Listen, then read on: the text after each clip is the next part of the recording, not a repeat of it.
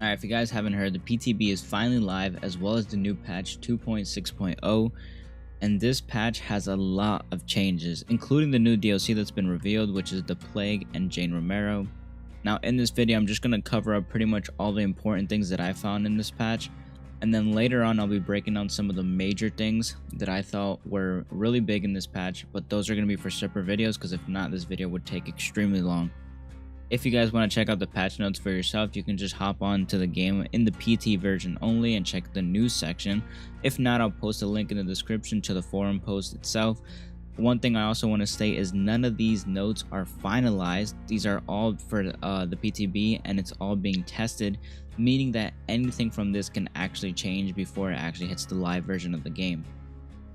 Now to get started, the featured content, everything is on the screen as well if you want to read it. Like I said, I'm not going to be covering everything. I think I'm going to cover most of the things that I found really important. So for features and content, I found that they integrated the updated version of the Unreal Engine from 4.20 to 4.21, which, like I said in my previous video, they were going to be upgrading the engine and optimization slowly at a time, and that is one of the steps they took, which is really good because, you know, hopefully the game could get to a point where it's really stable. Engine upgrades are always really good.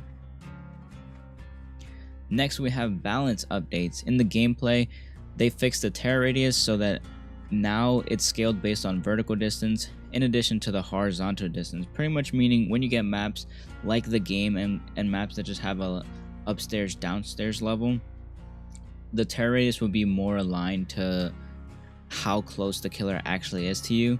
So now, you know, when someone's below you in the game, and I'm talking about the map, the game, like the Jigsaw map, you won't hear them as close as you would if they were actually upstairs right next to you. So that's pretty much a quality of life change that's pretty good for the game. I think a lot of people had complaints about that. Another one is survivors entering lockers now have the blindness status effect applied to them. They pretty much made that change because I think lockers are trying to be invested more into the meta. So at the time that they are trying to buff lockers, they're also not trying to make them too OP. Also because I've heard of this issue with Object of Obsession being able to see the killer and the killer not being able to see them when in lockers.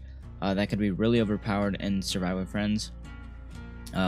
So I think that was just another change for that reason. They added a new way to earn blood points through Decisive Strike and Head On. Now if you stun the killer with those perks, you actually gain blood points off of it as well, which is pretty neat. And the last one is they reduced the time player can heal before they recently moved. Pretty much just another nice little change where it's like if you cancel the heal or someone moves, you can just quickly heal them again. You don't have to wait a longer period of time. Here's one of the buffs to lockers. It's like a mini buff that I was talking about with audio adjustments. They decrease the distance at which you can hear survivors breathing and grunting while they're hiding in a locker. That's really good because it makes for more stealthy play and makes lockers more viable. They also made it so that now basement noises are pretty much hard to hear and pretty much like impossible to hear, making basement plays and running towards it or trying to get to it more viable and not too risky / not worthy to go down there. Especially with changes to like, or adding the perks like Head On and stuff, you know, I think you can make really good plays with that in the basement. Now for the map changes, they pretty much just did a lot of object movements and placements and stuff like that. They changed some of the pallets up. They changed the distance within the pallets. Just a lot of changes that you'll probably notice the more you'll play it, or you can just read it there. Now the procedural system change is one that I actually do like. They added a new line of sight check for totem spawn points within 32 meters from a survivor spawn point. Pretty much what I got from that is that survivors will no longer be spawning on top of totems, which is really good for people who run hex totems as killers. Now you won't start off the game with someone immediately taking hex ruin or any of your other hexes. They'll actually have to like travel a bit before they actually find it, which I think is pretty neat. They added a minimum distance between chest objects, which, I mean, that's not that big a deal. They increased the minimum number of pallets to 8 globally. Now, I don't actually know what the minimum number of pallets was on the map. I don't know if it was higher or lower, but the new number is 8. There you go. And then distances between spawnable objects, generators, hooks, pallets are now scaled based on a vertical factor, in addition to the baseline horizontal distance. So they're pretty much just talking for like the up and down maps pretty much. Now here we start off with the bigger changes to the patch notes. the emblem changes, and the ranking changes.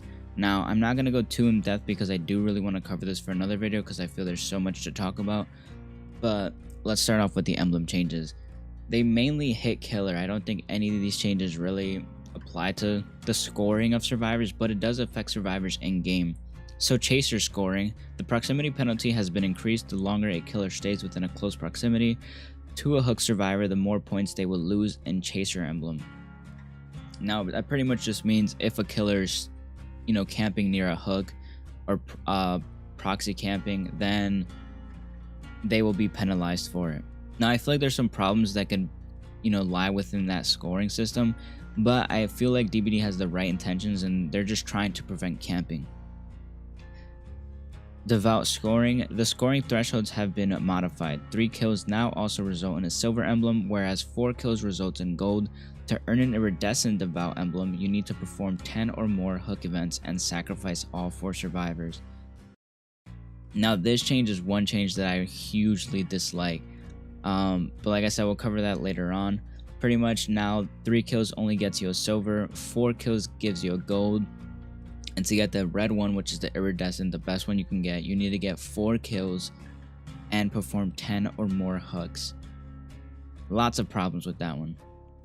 Gatekeeper scoring, the scoring formula has been adjusted completely. Killers earn incremental points based on how few generators have been completed each minute for the first 9 minutes of the match, regardless of how long the match takes. At the end of the match, the killer also gains bonus points based on how few generators have been completed. Note, if the match is over before 9 minutes, they receive points for the remaining minutes up to 9 based on how few generators have been completed at the end of the match.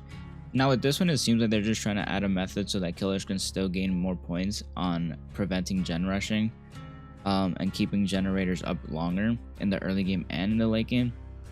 But I don't know how it'll actually affect it in game.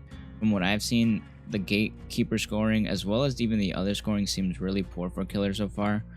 But yeah, we'll just have to see. Now rank changes. This is where things start getting trickier because emblem changes pretty much play a big role in ranking changes, especially for killer. Pretty much what they did was they changed the threshold for every single rank individually, making it harder to pip and harder to double pip, as well as even harder to blank pip. So as you can see, I'm not going to read the entire chart there, but you can clearly see the chart has how many points you would need to pip, to blank pip, to de-pip, and to gain 2 pips in every category, including beige, yellow, green, purple, red. Now I think the changes aren't bad changes because of the fact that I think they're pretty much trying to make the rank system harder to climb, because it was really easy back then, and some people were at rank 1 where you had like really top tier players at rank 1, and you also had really low tier players at rank 1, and I think they're just trying to make things so that people are playing more within the category they actually belong in. Now the only thing with this though is that with the emblem changes to killer, it's nearly making it impossible for people within the red rank to actually pip. So it's very hard to actually get to rank 1. And I'm also talking about killers that have just been playing this game for so long, not being able to climb the ranks because of like just how hard it is. So I feel like either it needs a bit of tweaks in the emblem changes to make it a bit easier for the killers to gain the points required to rank up and earn their pips, or they need to reduce the number of points required to pip by at least 1 or 2, it seems. Like I said, that'll be for another video entirely, but those are the rank changes and emblem changes, and hopefully they get fixed soon. And last but not least, we have the perk changes. Survivor perk changes include the rework to Decisive Strike, a buff to Empathy, Leth, Kindred, Pharmacy, and Wake Up. These are all buffs except for Decisive Strike. Obviously not getting nerfed, but more so getting an entire rework where I think it balances out the perk. And then killer changes, the perk changes are, most of them are also all buffs. Spies from the Shadows isn't actually a buff. That one's actually more of a change. They pretty much made it so the alerts are not spammy like before. Distressing now pretty much is a buff, gives you bonus blood points. Barbecue Chili got a buff and made them pretty much all tiers equal except for blood points. Fire Up got a tweak. It's actually like a weird one. Some may call it a buff and some may call it a nerf, but it's like more of like a mini rework kind of balance to fire up, and I think it made it more viable though. Modern and Abuse pretty much they just gave us the flat numbers and made the meters 8 for all tiers, which is slightly a buff pretty much and just more transparent. Devour Hope got a buff. Yeah, Devour Hope. Hex Drill the Hunt got a mini buff for blood points.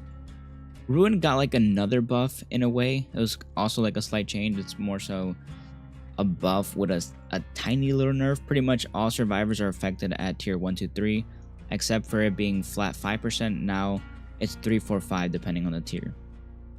But I still like it. I think it's more of a buff than a nerf. And then Thanatophobia got a huge buff. Pretty much they just changed the rates. It used to be at tier 3 6, 9, 12, 15. Now at tier 3 it is 6, 12, 18, 24. So good luck playing against Legion, peeps. Good luck playing against Legion. But perks will be another one that I'm going to jump more in depth on in another video. That's one I really want to dedicate on video to, because there's a lot to talk about within the perks. But those are pretty much all the patch notes we got. The rest is just bug fixes, and the list is way too long. You can just read that for yourself.